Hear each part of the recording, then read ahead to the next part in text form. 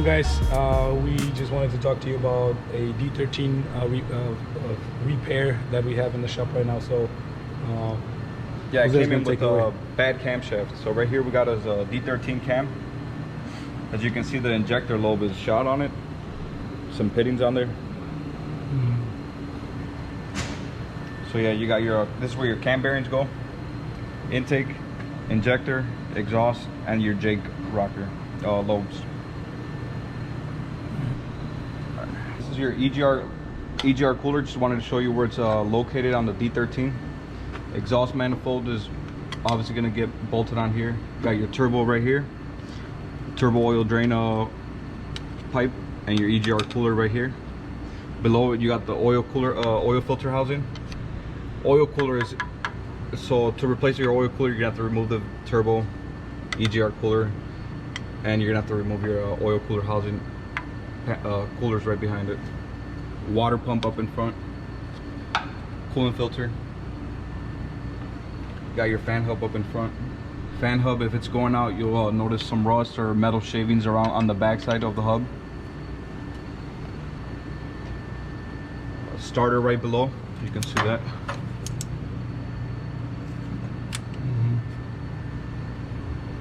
We already have the new cylinder head installed on there already. Torqued down. Like I mentioned in the back, that's where your oil leaks usually appear. And we talked about it in the video about the head. We'll put a link in the video to look at the engine head components. Yeah, you got your injector harness right here. We already replaced a couple of these injector pigtails and for the oil control valve. So we're gonna go ahead and replace them all. Clips like to get hot, brittle from the heat, and they crack, so you'll lose connection or the pin starts spreading. Oh, we can show them the intake side of it. Yeah, here's your intake ports. Intake manifold gets mounted on this side. Do you want to talk about the complaint that we had from the customer? Yeah, his complaint was hard to start, so that was the whole injector cup issue. We pulled the injector cups out, and it's visible to see that you got a bad valves. Once you got the valve cover on, you'll see that the valve, well, we noticed on that one, this exhaust valve was a lot higher than the other. So that's an indication right there of a bad valve seat. Which we also showed in a video about on the previous video. We'll link it. Yeah, and he had a couple bad valve seats, so it was time. The vehicle has what, like I think what, 800,000. Yeah. Plus, I see the dog houses removed. This is removed. Yeah. Yeah, the gear train on the D13s is on the rear side of the engine. Yeah. There's your idler gear, and above that is going to be the camshaft gear.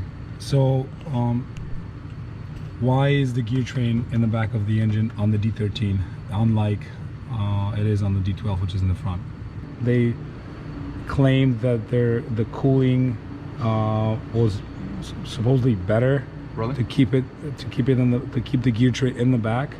That's what I've read on their official reason, but that's an engine that came from Europe, so they're on cab overs there. Okay. And it's easier to work on them when you lift the cab.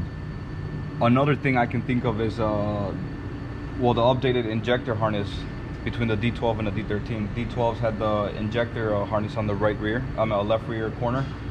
So if you look at the engine right now, it's sitting at an angle. All the oil, it's towards the rear, so they love to leak on the left rear corner where the injector harness is. These, you don't really got too much oil going towards the back. So it's just a lot more labor into it to remove a cylinder head on a D13. Just so you guys know. What do you think about the engines in general? They have bad bowl gears. If it hasn't replaced, usually the bearings go out on them. That will your flywheel housing. You'll start getting shavings, aluminum shavings. This is your bowl gear right here. always needs to be checked when the cylinder head is replaced or you're doing an in-frame. So we're gonna go ahead and check that out. As you can see, bearing is good, no play on it. Like I was mentioning, this is your flywheel housing. So if you have a bad bull gear bearing, it's gonna be making contact with your flywheel housing, and this is an aluminum housing. You're gonna be having shavings all over in your oil galleries. So you want to get that addressed as soon as possible. Signs of a bad bull gear is you're gonna be hearing some noise, giving it some RPMs or at idle, most likely. Rattling, rumbling. So if you're gonna go first time purchase or looking at a truck for the first time, these timing covers in the back like to leak. As you can see, somebody had it was RTV'd already. Yeah. So there's a common spots where they leak. And how do you do it without the doghouse, with the doghouse on it here? Because obviously you're not gonna be able to do it when you're inspecting it, you know. Oh, you can do it from the rear side of the. You open up your side panel, your side fairing, and grab a flashlight. You'll be able. It's visible to see it. Okay. If you see any seepage on there or oil leaks, or if anything, if you grab a creeper, and if the oil leak is that bad, they will leak down towards the oil pan, make it look like a oil pan leak or a flywheel housing leak. Yeah, you got your air compressor on this side. It's on the rear side, obviously, because it's gear driven. Right below, you got your fuel pump and your power steering pump. Is the compressor hard to replace? No, not too bad. I mean, you can access it. You can access it, yeah, from the front. Yeah. Injector cups, cylinder heads, they all have their issues, but it's a good, reliable engine once you get the issues fixed. Perfect. Anything specifically around certain mileage?